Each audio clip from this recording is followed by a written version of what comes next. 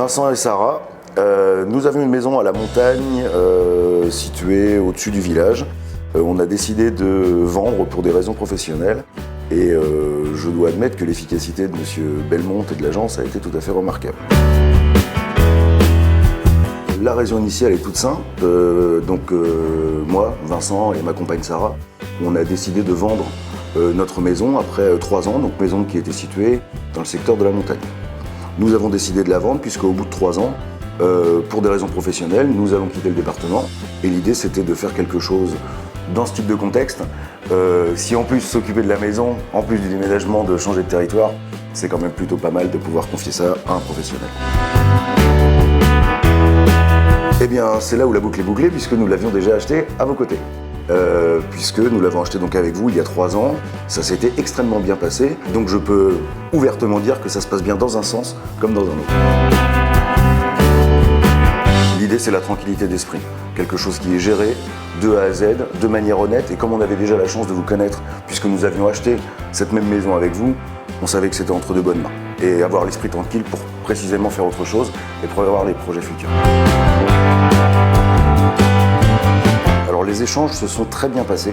Ce que je veux dire par là, c'est que ça a toujours été très réactif, très professionnel, même sur des situations, puisque lorsque l'on vend un bien, on n'est pas censé connaître ou savoir exactement comment ça se passe, ou je sais pas, je pense à une bêtise, à un moment j'étais embêté à la vente pour le nettoyage ou la piscine ou ce genre de choses, et vous avez été réactif dans l'intégralité des domaines.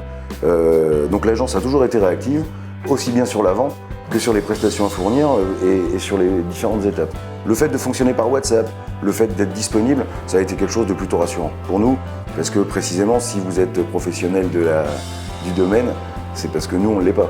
Et donc d'avoir quelqu'un de disponible, de réactif et qui sait répondre aux besoins rapidement, c'est quand même une force. La mise en valeur de la maison a été absolument incroyable de mon point de vue. Je veux dire, c'était très professionnel, on avait des caméras 3D, il y a eu, je ne pourrais pas vous dire le nombre de points qui ont été pris, mais en tout cas, en voyant le résultat final, c'était absolument incroyable. Je crois que peu d'agences d'ailleurs font ça, et il faut bien reconnaître que vous mettez tout en œuvre pour être aussi efficace que vous le prétendez, et vous ne faites pas que le prétendre. Les visites des maisons étaient tout à fait encadrées. C'est-à-dire qu'à l'avance, on dit on prend tel jour, on groupe les personnes, à intervalles réguliers. L'agence nous demande de ne pas être présent, mais au moins on sait à l'avance. C'était doublement bien organisé, puisqu'en plus, comme c'est fait le week-end, ça permet, nous, de nous organiser ou dans la semaine ou pas nécessairement. Donc c'est aussi un avantage notable. Le fait de pouvoir faire ça le week-end sur des temps finalement un peu réduits, ça évite d'avoir 17 visites, un coup là, un coup là, un coup là. Ça permet à tout le monde de s'organiser et je crois que ça c'est un avantage notable. J'ai eu 26 visites sur la maison sur 2 samedis. Pas mal.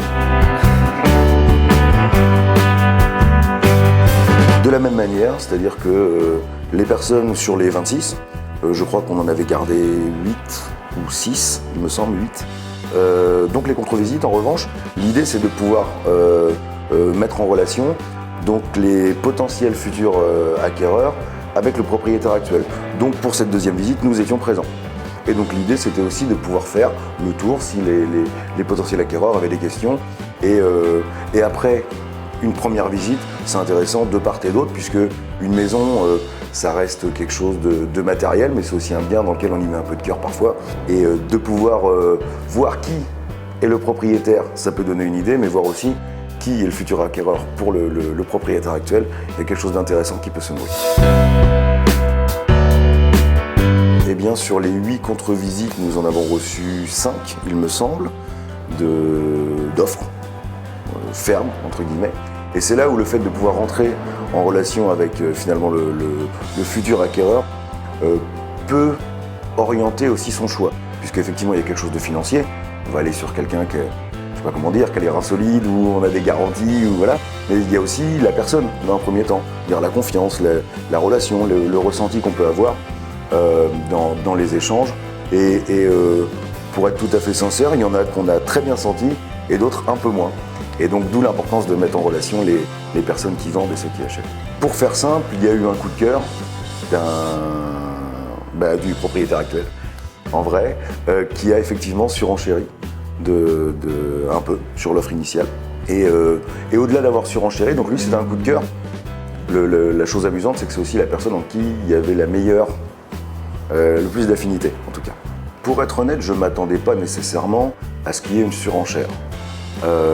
Maintenant, le fait qu'il y ait une surenchère, c'est pas quelque chose qui me dérange ni dans le principe, ni sur un plan financier d'ailleurs. Sur un plan financier, on l'aura bien compris, mais sur le principe non plus, puisque là encore, c'est qu'est-ce qu'on décide de mettre pour avoir ce bien-là. En tout cas, c'est une démarche, moi, pour un coup de cœur, que je serais capable de faire.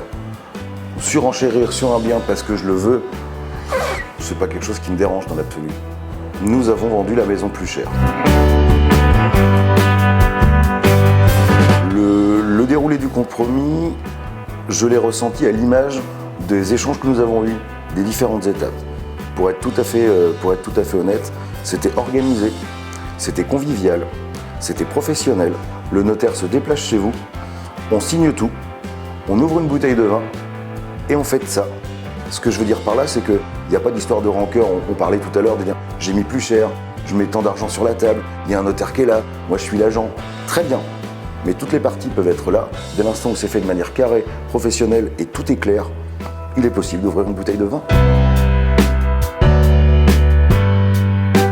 Pour connaître un peu sur les bords le domaine commercial, je dois avouer que la démarche d'Imolocos 974 est tout à fait novatrice par rapport aux autres. Il y a quelque chose de différenciant, il y a de véritables moyens qui sont mis en œuvre. Je prendrai l'exemple des photos ou des vidéos.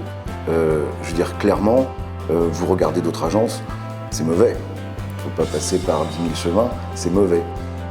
Vous mettez en œuvre, je me souviens d'une chose d'ailleurs, c'est la deuxième fois que je fais appel à vous, je l'ai dit plusieurs fois, mais là c'était pour une vente. Je me souviens d'une phrase où vous m'avez dit « on vend en 3 semaines ». J'ai dit « banco, si c'est le cas, je paye mon coup ». J'étais perdant, vous avez vendu en 2 semaines et demie. Là encore, il y a quelque chose qui se distingue chez Imolocos 974, c'est effectivement qu'on a quelque chose de all-inclusive. Alors je ne sais pas si le terme est tout à fait bien approprié, ce que je veux dire par là, c'est qu'au-delà de la vente de la maison et du bien en lui-même, on a un accompagnement pour différentes démarches, que ce soit pour l'électricien, que ce soit pour le pisciniste, que ce soit pour le jardin, que ce soit pour nous expliquer le pourquoi du comment. Oui, je recommande Imolocos 974, c'est professionnel, c'est la deuxième fois que je fais appel. Je suis pas un expert du métier, j'ai acheté une fois avec l'agence, j'ai vendu une fois avec l'agence, je dois partir, mais si demain vous êtes encore là, c'est à vous que je frappe.